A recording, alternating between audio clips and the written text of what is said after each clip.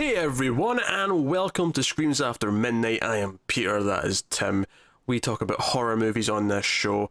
It is October, it is the month of Halloween. We do a lot of extra episodes in October because it's the month of Halloween. Of course, we're also getting close to Halloween, which means we're doing some actual movies from the Halloween franchise, because we've got a few of them left. We already did 6 earlier this week, Curse of Michael Myers. This is going to be Halloween H20, from 1998, directed by Steve Miner, who, funnily enough, directed 2 Friday the 13th movies. He had 2 and 3. Not so minor anymore. That was terrible. So, yeah, we'll start spoiler free. We'll give you a warning before spoilers like we usually do. And, let's get into it, Tim. Okay. Has to be better than 6, right? Why is it called H2O? Is this movie about water? Well, I think it's supposed to stand for Halloween 20, because it's 20th anniversary. It's 20 years later. H2O, Halloween 20. It makes no sense. But the funny thing is that I'm so used to the name now that I don't even think about it. I don't think about what H2O means. I just... Oh, yeah. Halloween H2O. Pure evil. I think that's what it means, because H2O is pure water. This is Michael Myers is pure evil. I think that's what it's going for, but I could be mistaken. So, what's the plot of Halloween H2O? So first things first, it's basically a not a reboot per se, but it ignores all the sequels after 2. 3 doesn't really matter anyway, but 4, 5, and 6 are out of continuity now. It is retconned. And we are set 20 years after the original night, which was obviously 1 and 2. Real quick, after I watched the movie, I was watching some of the behind the scenes stuff, and I thought it was real funny seeing the, I think it was like the writer trying to tiptoe around not insulting the other movies, but he's kind of like, so yeah, we had the option to kind of continue from 6, but we thought it was might be a little much, maybe a little too complicated. So we decided to just kind of move past that. Yeah, 6 was garbage, so let's just ignore it. That's fine, yes. So Laurie is now the headmistress of a private boarding school in Northern California, and she goes by a different name, which is Kerry Tate, although I'm still going to call her Laurie for the duration of this episode, because that's the name I know her by, and remember. She has a son, played by Josh Hartnett. Introducing? Was it introducing Josh Hartnett? It was. I never even noticed, but there you go. And they're there, it's been 20 years, but of course Michael Myers is on the loose, he's on his way, he's trying to find her, because that's why she changed her name. She changed her name, she went to a private school, it's got security. LL Cool J is the security guard. He's there. He's the MVP of the movie, quite frankly. And that's basically the premise. That's it. Michael's coming, and she's like a wreck. She doesn't like her son going off and doing things without supervision because she's terrified that someone's going to try and kill him because she's wrecked from the experience. And that is Halloween H2O. So it has to be better than 6, but I shall ask the question, Tim. Do you enjoy Halloween H2O?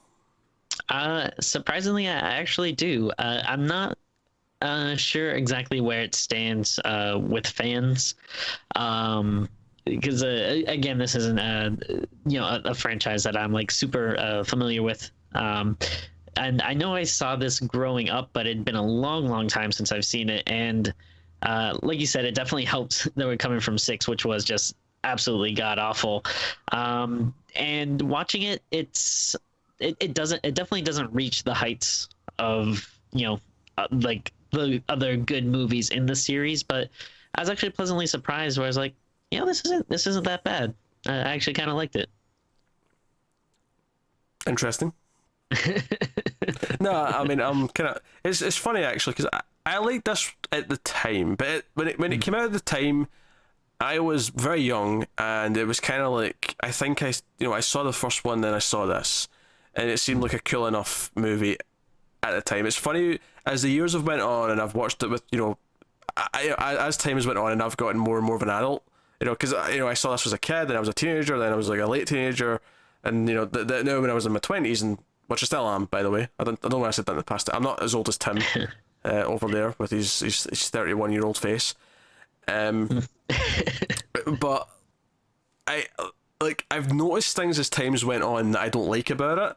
Now, I actually still like it. I still think it's a decent movie. I'm definitely of the opinion, though, that if I'm picking a trilogy of between 1, 2, 4 and 1, 2, H2O, I prefer 4.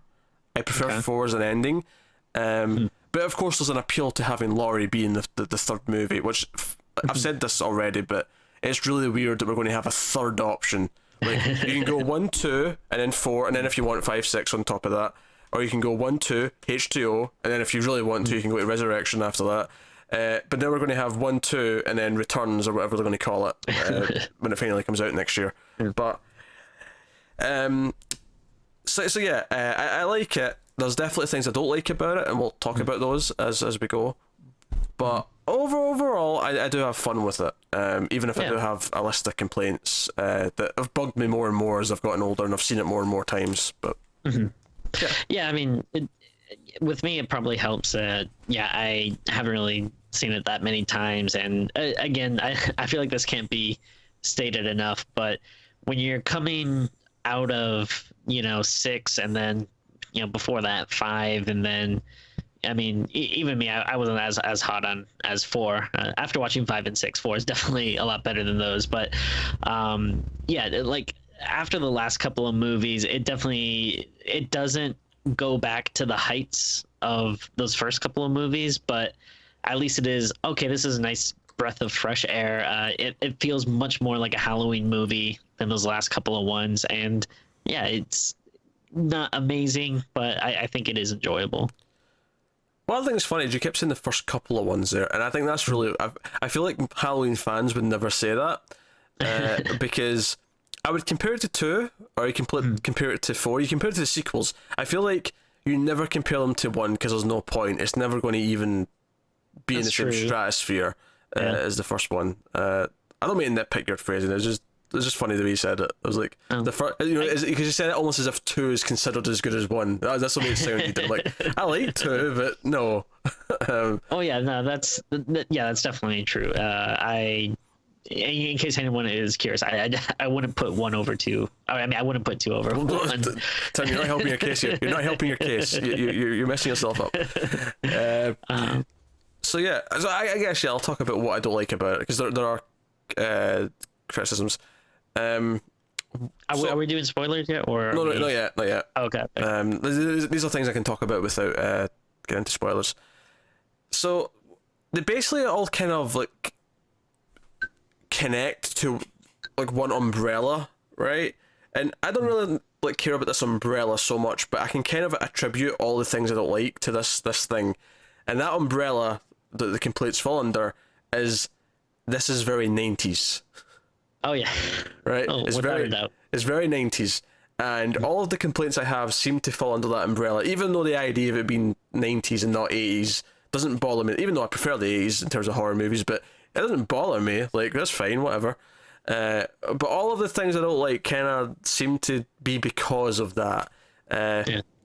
One example is the music, which like the theme is there. They've got like a new version of the theme that plays, and but you can hear all this like new stuff they've added into it and put over the top of it, and a lot of the music that's happening whilst we're actually doing scenes and we're running around in those scary bits, to use a technical term, the scary bits, it's much more like something like Scream's music, where there's a lot of strings going off, and it's very like, it's not Halloween sounding at times.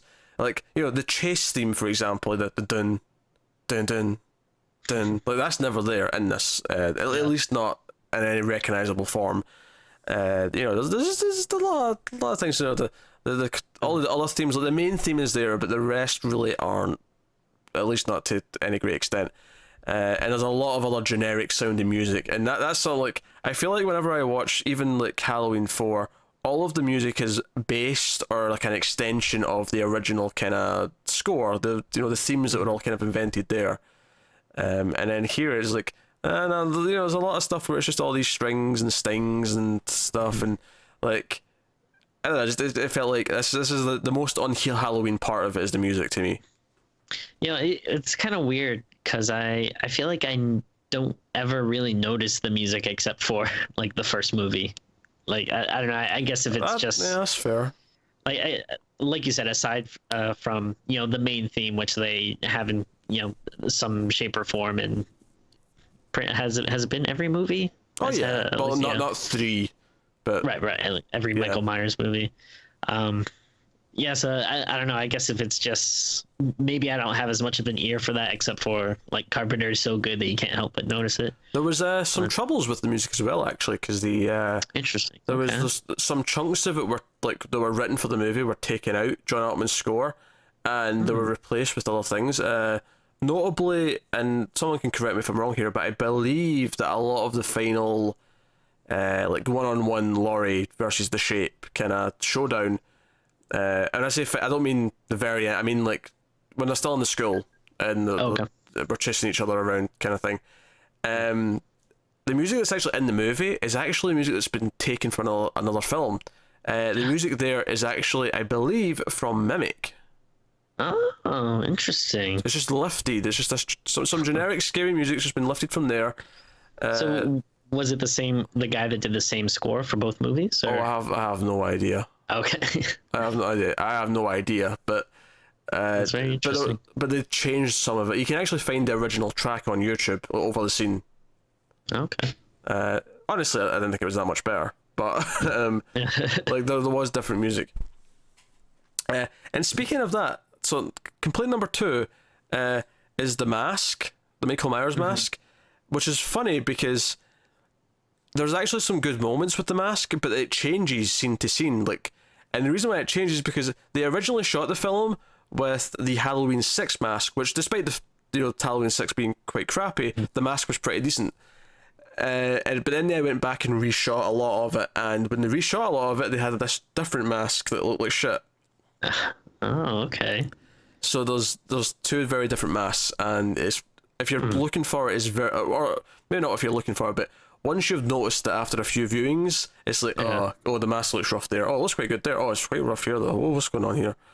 I definitely didn't notice it this time, but I'll be on the lookout next time. Yeah, next time you'll be paying attention to this thing. Those are the main ones. There's little things as well, but they'll maybe come up as we talk about the plot and stuff when we get into spoilers. But it's kind of funny. Before we got to this movie, I never thought of, like, I liked Laurie, but I was kind of surprised at like how happy I was to see her in this movie. Because it's like oh, like I'm not watching these movies for her. I'm watching because I like Michael Myers. But when she popped up, I was like, oh, like I am really happy to see her, and I think she's really good in this. I was like, I'm like really like digging what she's doing, and I don't know if it's just because of the history or because like Jamie Lee Curtis is so good, but I don't know. It was like kind of a joy to have her. She's good. It's kind of the Linda Hamilton effect from Terminator, where you're not really watching her for Linda Hamilton, but then when you get to the third movie and she's not there, it's like, oh, something's not right. like Sarah Connor's kind of a big part of this.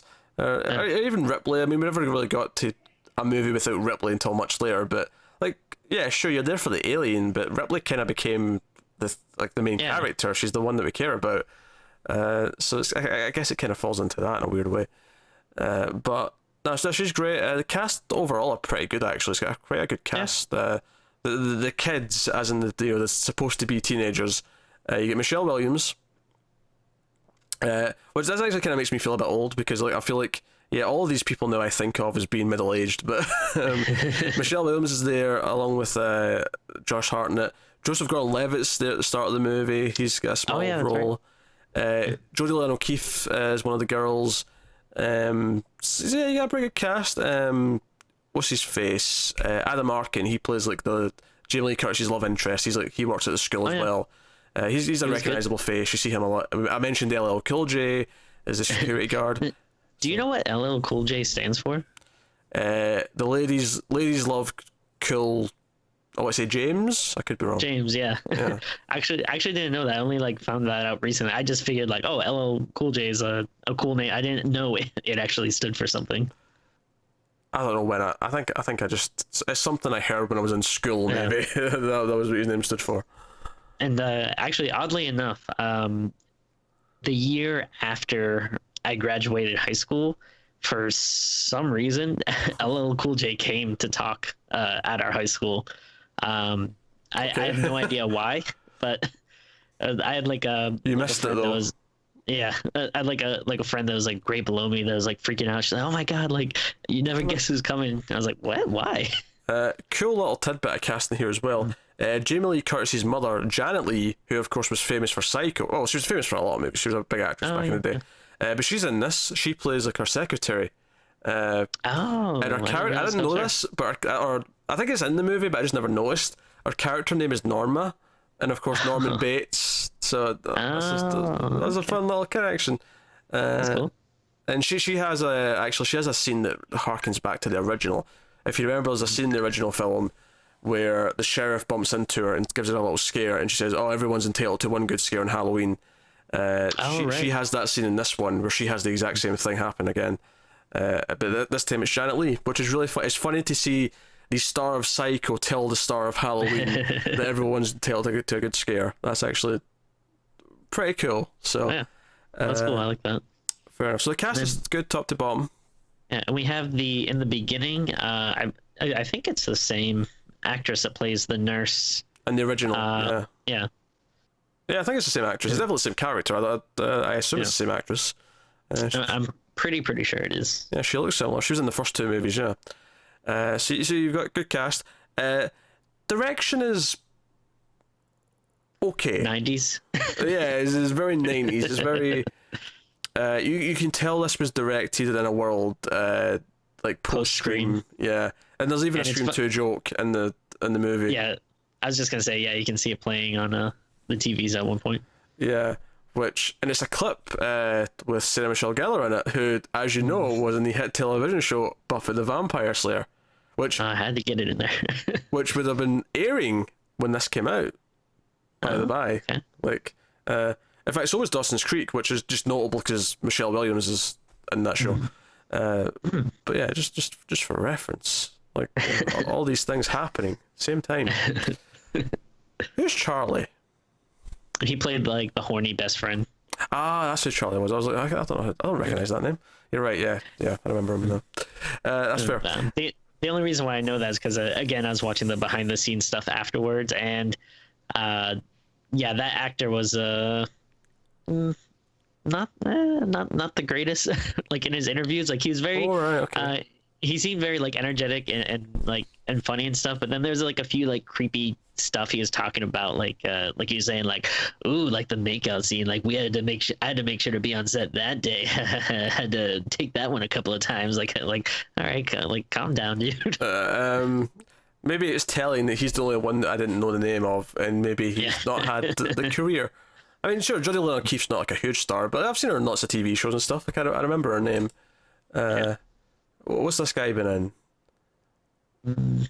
Not sure. Oh wait, hold on. I'm going to find only 14 credits. They're spread out.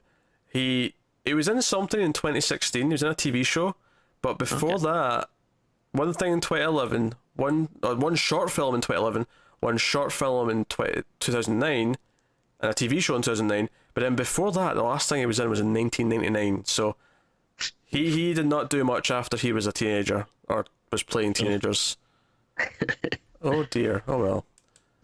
He was jumping at the chance to do those interviews. He's not done anything in years. Sure. He's like, oh yeah, interviews for that movie I did 20 years ago. Absolutely. Now, since we're on the subject of him, I will say one last tidbit that I got from the behind the scenes stuff, which I'm not sure if you already know this, but do you know what the original concept for the movie was going to be?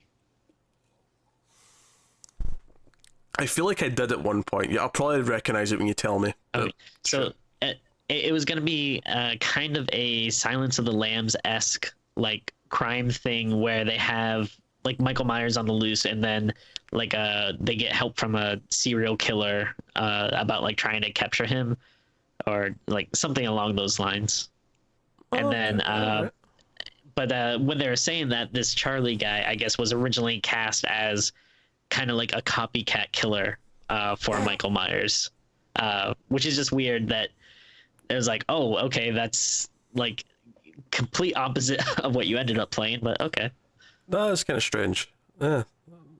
I don't remember that. I feel like I did know that at some point, but I don't remember it. So, Yeah. yeah. And they talk about the behind the scenes stuff I was watching, which was a nice little Blu-ray extra feature. But yeah, I don't know what that would have ended up like. Might have been interesting, but sounded kind of weird. It sounded like it wasn't a Halloween movie, though. I think. Oh yeah, is yeah. maybe the point I'd make about that. Yeah, we're talking about the direction actually, and we Right, went right. off on a tangent because you started telling all your stories that you got from the extras. It's the most research I've ever done. Yeah. The direction's kind of okay. It has a lot of those quick jumpy scare moments. The musical sting, like I feel like it's that kind of direction where it's like, all right, like it's very safe. It's like, okay, this person's not going to do anything fancy, Yeah. but yeah, it's not going to be anything extraordinary I mean, either. there's a couple of set pieces which are fine. They feel kind of cheap to a point though, compared to the original film. Where yeah, Michael would show up in places, but you would never think, oh, that was implausible that he got there. Whereas here, there's a couple where you're like, okay, that's kind of bullshit, but you go along with it well enough. But you can tell it's trying to harken back to the original. Like you have some scenes of like Michael driving a car, for example, and it's like, oh, we've not really seen him do that since like the original movie. Like, that's where he did that a lot of that. So I can appreciate that, but it is it's kind of a standard looking movie in terms of Yeah. the style. There was a few touches that I did like. That remind me of the original movie where they just like have him in the background, kind of Yeah. doing stuff. Like one of those things where if you're really not paying attention, you could possibly miss it. But I just like that. Oh, like he's in there, but no one's noticing him. There's one or two times though where they do that thing, but they have a big sting in the music to like, hey, look, he's back True, there. Which I think that would have been effective if you just stayed quiet about it. But Yeah. so that's where if you're comparing it to like the original, you're comparing it to like, the other movies, like maybe where it falls a little bit shorter in some respects. But hey, but obviously we like having Jamie Lee Curtis back. We like the characters for the most part. I think they're mostly pretty likable. The main set. Yeah. There's none of them are really that annoying. Maybe the horny friend is the most annoying, but he's not even that bad. Like he's kind of No, definitely not. in I think, slasher movie standards. He's kind of like, yeah, he's fine, whatever. yeah, I was gonna say he's pretty tame, like in terms of '90s, slasher, best friends. What I think's funny though is that the part of the plot is that the school's going on a field trip, which is weird. They arranged a field trip for Halloween when it's got to do with Halloween, but they're going camping, and there's a whole plot where like Josh Hartnett wants to go, but his mom's being protective, and then he realizes that he's actually okay staying because his girlfriend and his friends are staying, so they're going to have like a little private party, and then she gives him permission anyway, so he has to just kind of like pretend to go and stay back. But what I think's funny though is that there's a big scene where Michael's tracked down to the school, and we have this scene of all the school buses leaving with the kids going to the field trip, and the main theme's playing. It's like dun dun dun. Like, it's almost like, yeah, we're getting ready for the like it's clearing out so Michael can come in and do his. And I'm like, I almost think like, wouldn't it be more interesting though if there was like dozens and dozens and dozens of kids like all around? Oh, like, sure, yeah. Like for him to kill loads and loads of people. I don't know, part of me thinks, and I get they want it to be quieter so they can have the creepy long hallways and there's no one around and it's just like one or two characters and then is Michael around the corner. I get it, but part of me thinks like, wouldn't that be what makes it like then like this is that sequel that we have like 100 victims potentially. It's like kind of like the aliens to alien where we have a much higher ratio. Yeah, that would have been interesting. Yeah, when you think about it, it's a pretty low body count movie. Yeah, there's not a whole bunch. They have a few here or there. I think because it is banking on like Laurie. It's banking on, oh, what's the effect when she sees him again, and is that and it's a pretty decent moment when it happens, especially like I like how it doesn't come out of nowhere. She kind of figures out that he's coming, just kind of, and that's actually one of my weird problems with the movie. Actually, is the reason she figures it out is chaos in the streets. The reason why she figures it out is like, okay, I get what you've figured out there, but why is that the reason that Michael's back now? I don't get it. There's no reason for it. It's never explained. There's never like, oh, that's why Michael cares about this. Yeah, it just is.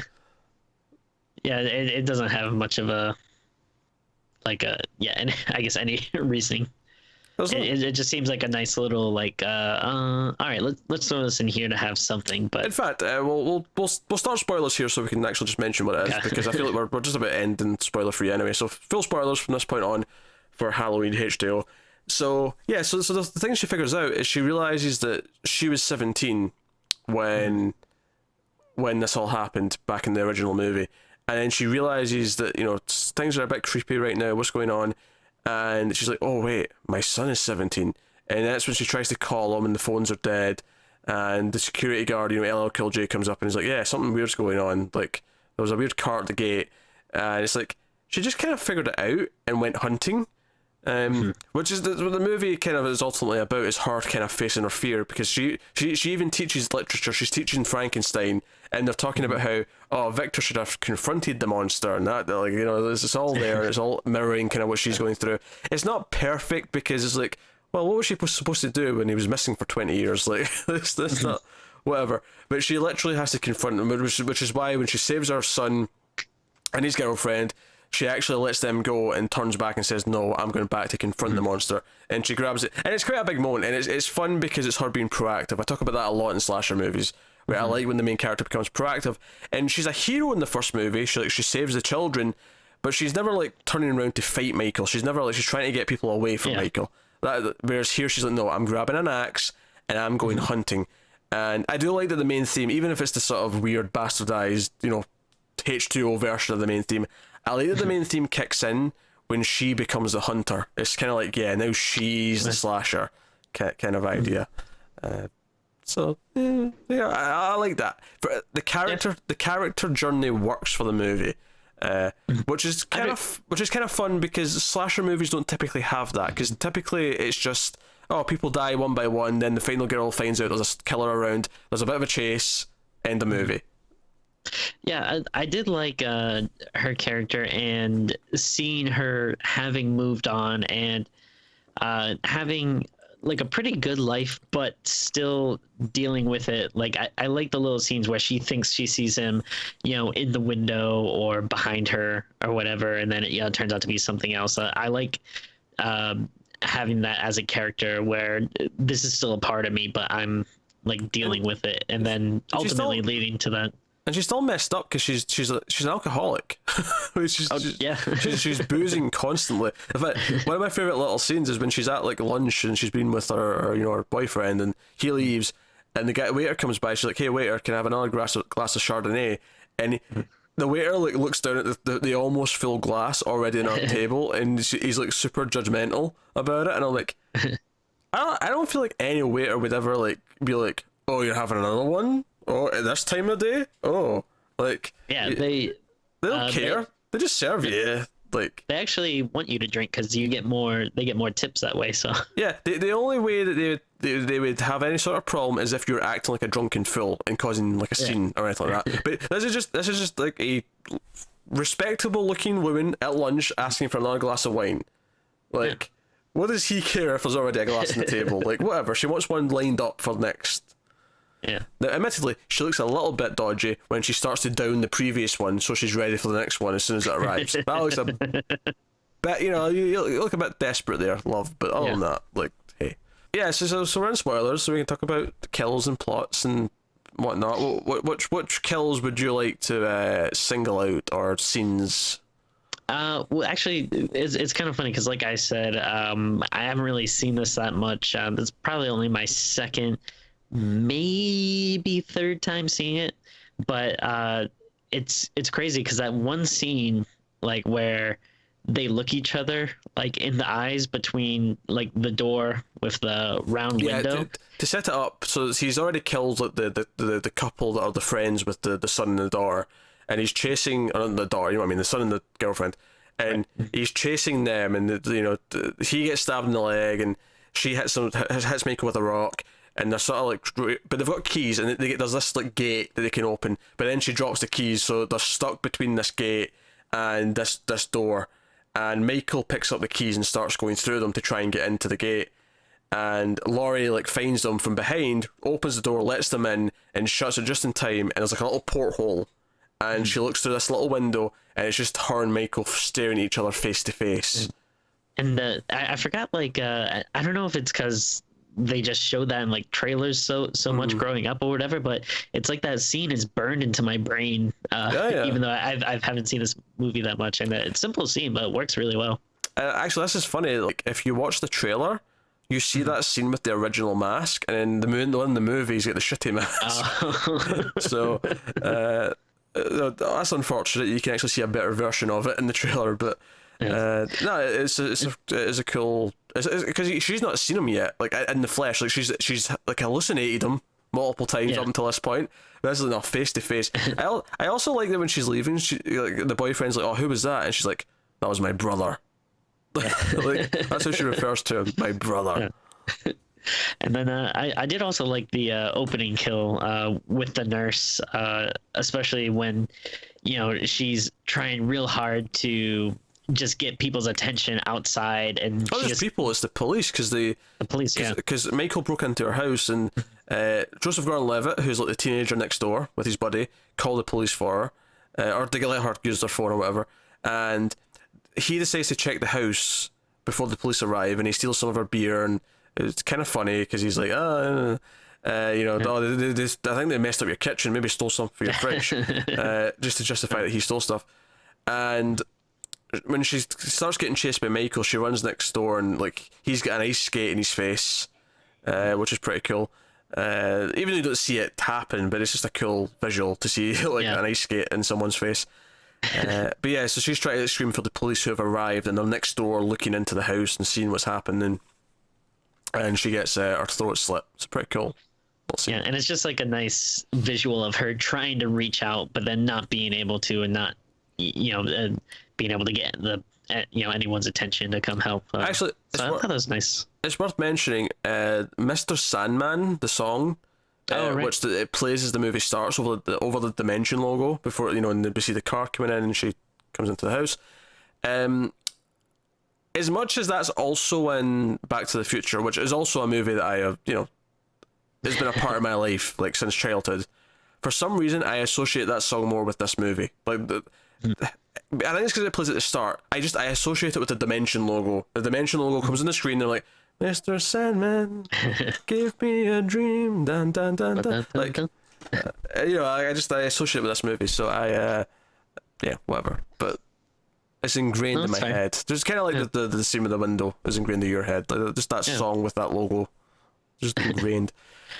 I don't want to be like too much of a bummer or anything, but and now I'm kind of wondering how often this will happen when I'm rewatching old movies, but I couldn't help but, like, in the beginning when they're showing, like, the movie starts and they're showing credits and stuff, and then you just see like the Weinstein's name on it. Oh yeah.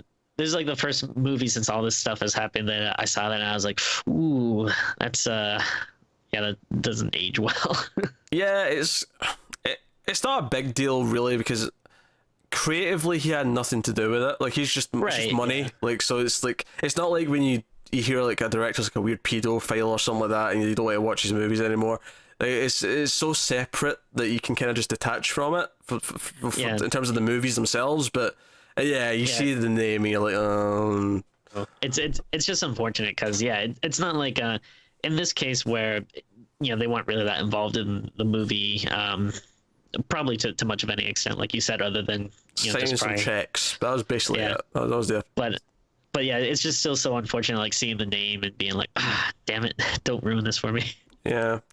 If I remember correctly, actually, people again correct me if I'm wrong, but I believe Mustafa Akkad, whose name is like on all of these movies, like he was producing them for years, like all of them. If I remember correctly, in one of the documentaries about the series, because he's the one who was like driving to do a fourth and a fifth and a sixth. Someone asked him like, when will you stop, and he's like, "Oh, I'll stop at 20." Well, there's 20 of them. He passed away. I believe him and his daughter died in a bombing.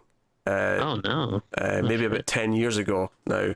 I think that if it was definitely a producer and a daughter. I think it was Mustafa Akkad, because I think that's why I knew who it was because it, like I was like, oh yeah, I know who that is from Halloween. Like that's why I know that name.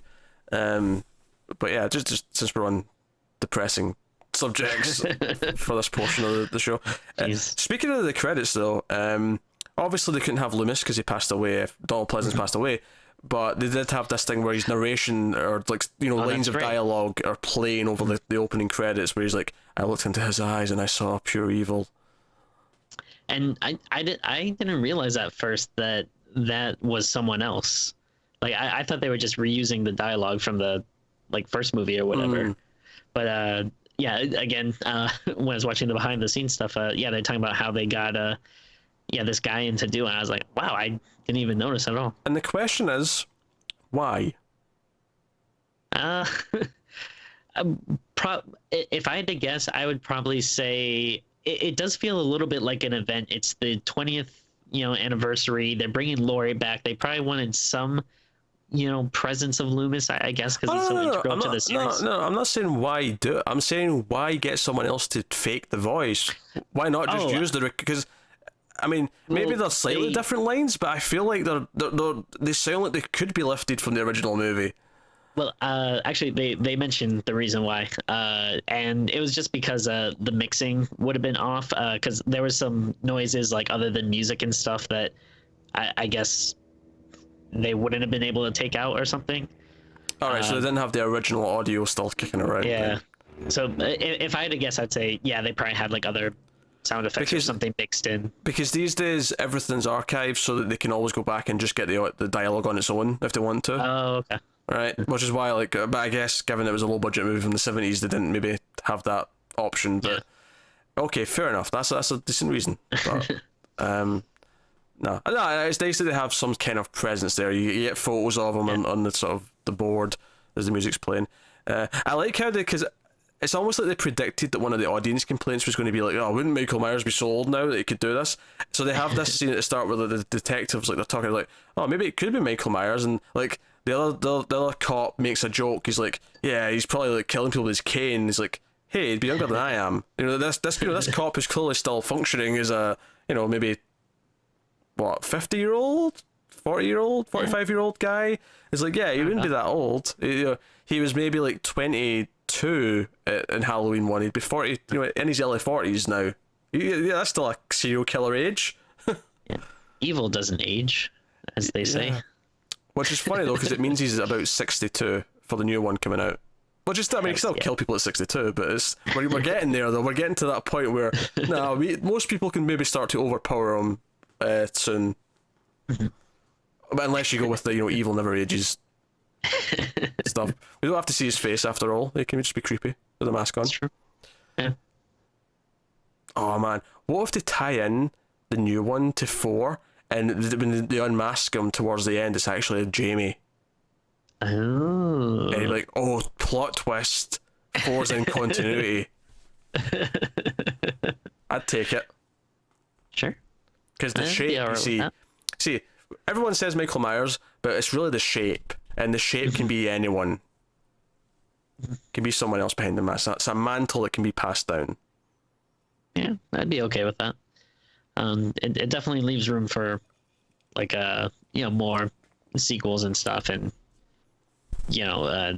it's I guess a little more justifiable than this one guy doing all these things. I mean, I'm hearing agreement, but I'm not hearing passion in the voice, Tim, and that's upsetting me. I'm not gonna lie. I don't know if I'll ever be that passionate about Halloween 4, but you test me so. You test me. Where was I? We were talking about Halloween H2O, weren't we? And so yeah, kills don't necessarily stand out particularly too much. There are some little cheats like LL Cool J gets shot. Basically, the boyfriend character Will, he fires a gun. What he thinks is Michael Myers walking around the corner, and it turns out to be LL Cool J. But they kind of cheat in from our perspective because it's clearly Michael Myers the first time we see him like walking out, and he's in silhouette. But then when it cuts to the second shot of him in silhouette and he's getting shot, it's clearly LL Cool J because he's got a completely different body shape. And he's not, wearing a mask. He's got, he's bald. He's got a round head. Like, there's a lot of things that tell you that it's two completely different people that were in the shots. But whatever. But it turns out the bullet just grazed him. We find that out later because he's survived. And LL Cool J, he's writing a romance novel throughout the movie. I did actually like his character. Yeah, I thought those scenes were pretty funny. It's a running subplot with him where he's like telling his wife or girlfriend over the phone that like these new lines of dialogue, and it's always amusing when it comes back to it. But then after they survive, because basically he comes back into it after we think Michael's been taken care of, and the cops are all there, and he's like on the phone. He's like, "Yeah, the bullet just grazed me. By the way, honey, I'm going to remake a romantic thriller. Yeah, it's going to be a thriller, and there's going to be like death and stuff." He's got this new idea. He's excited about it. Oh, you never see like his girlfriend or wife or whatever on the other end, but I kind of like that she starts off as being kind of like, "Oh, come on, what are you doing? Stop wasting your time with this." But then by the end, she's like actually like pretty into his ideas and stuff. Yeah, because there's a point where she's making fun of his dialogue, and she's like, "Oh, she would never fall for that. I would never fall for that." I was like, "Well, the next line is, oh, she says I'm not going to fall for that. Oh, no, don't hang up. I want to hear like what eventually like fools her and tricks her into going on the date. Well, it's the same thing you fell for." No, it was fun. Like, he's a likable character. So he's pretty cool. So yeah, so when Jamie Lee Curtis decides to like close the gate and go back in to like fight Michael, we get Michael descending from the rafters above her. Like, he sort of lowers himself down. What is fine. This is maybe a bit over the top. A little over the top. I kind of like it though. We get a scene where she's like hiding under the tables in like the cafeteria, and well, maybe not cafeteria, but it's like these big tables, and Michael's like on top of the tables and he's walking across them. Which, as this is one of the moments where I was mentioning where there's like a bit of a cheat, because she sort of hides really quickly under the table and she like sort of like dives to the next table, and then the camera like goes up and we see Michael standing on the table above her, and I'm like, okay, how did he get up there without her hearing a thing? Like, come on now. Yeah. This is bullshit. I'm calling bullshit on this one. But it makes for a fun, okay scene, and then he's flipping all the tables and whatnot. It is okay. But yeah, so the thing. So I guess we need to talk about the ending. I feel like that's like the big, like I would say like the two big things that you think about when you think about this movie is like, Laurie coming back, and then the ending. The ending where so the cops are there, the ambulance is there, they're dealing with everything. She decides that she's not satisfied that Michael is gone for good, so she actually steals the ambulance and drives it off with Michael in the back, who he's in a body bag, but she's driving along, and then she's looking in the rear view mirror, and she sees like the bag start to unzip. He's getting up, he sits up like like he does, that cold like slow sit up. So she basically like stalls the ambulance, so he flies out the window, and then she's like, "Right, get up, you son of a bitch!" And then she drives into him, rolls down a hill. He gets pinned between the ambulance and a branch, and he's there on his own. And she just comes up. They have a bit of a moment where he's like reaching out his hand, and it's like, "Oh, don't kill me, I'm your brother." It's like, "Yeah, screw you, Michael," and she beheads him with the axe, and that's the end of the movie. Which now, admittedly, I'm saying this having seen the start of the next movie as well, but it is a bit of a can of the worms where I'm like, she did just steal an ambulance and kill someone. Like, she's not going to get out of this like scot-free. Like, she will be, at the very least, she is going to court over this. It's I kind of like the ending, but it is kind of hard to talk about it without thinking of it in context of the next movie. Yeah, I love her turning back. I love her going to confront him. And while I get the reasoning for this, why she's like, "Oh, I know he always comes back. I'm putting a proper finish to this." It feels a bit like, I don't know, like I'm okay with them wanting it to be definitive, where she does kill him. I get that. I really, really do. It's just the way they do it in particular feels like, yeah, but she's gonna get into trouble for this. Like, there's no way she can sell this as like self-defense or whatever. I don't know. I've never been super fond of the beheading at the end for whatever reason. I wonder, was this all around the same time where like everyone was kind of getting killed off? Like you had, Freddy's dead and Jason Goes to Hell, which... No, not at the exact same time. Those were both at the start of the 90s. This was a good few years later. Okay. Yeah, I think those were like 93. They may have both been 93 actually. Those movies, and this was 98. Oh wow! I'm surprised they were that early. I know they were the 90s, but okay. No, I was just curious because I thought it'd be interesting if like all the big like franchise guys they're like, oh, let's all have like a big definitive deaths, which obviously don't end up being definitive, but I don't mind the beheading as much, but I kind of don't like the the way he's kind of like reaching out to her. Like, I don't know. I don't like thinking of him as, I mean, maybe he's just trying to get out or trying to trick her or something, but I don't like the kind of helpless look of him in that scene. Yeah. Yeah. Yeah, I get you. I kind of like the idea of him getting trapped and being vulnerable, but maybe not in the sense that he's actually looking like he's begging for help or mercy. Yeah, like he's like reaching his hand out like in a, like help me kind of way. Like, I feel like he wouldn't do that. I would like to maybe have seen him more just kind of blank stare, like tilt the head. Yeah, kind of. Yeah, or just struggling to get out, like, even though he's probably in like tremendous pain and everything. Yeah. If he feels pain, I don't know. That's all fair. I think ultimately it's a movie where there's a lot of things in it that do kind of the music, the mask, some of the 90s style direction and the 90s sort of mentality that some of it has. The ending, like with the stealing the ambulance, I'm not super keen on, but there's a lot of it that does work for me. I like the characters. I like her. I like the journey she goes on, finding her strength. The fact that she's so worried about her kid and like the same thing's going to happen to him, even though it's a super specific like incident to live through. Yeah. So I like all those things, and I like some of the little touches, like having Janet Leigh's cameo, and at one point LL Cool J even refers to someone as a psycho, and I was like, I think that was intentional. You got those little things. It's all good. So I think it's a super easy to watch movie. It's super like fast food. Like I feel like it's short a good way as well. Of putting it, yeah. Yeah, it doesn't feel like it doesn't have much to say or much to offer the world. But if you care about Halloween, you care about Laurie Strode, you get a decently entertaining 80-minute movie out of it. Yeah. Yeah, I think that's a fair assessment. But 4's better. We'll see. What do you mean we'll see? We've already done 4, Tim. It's past tense. It's better. But I've never watched them back to back though. Okay, sure.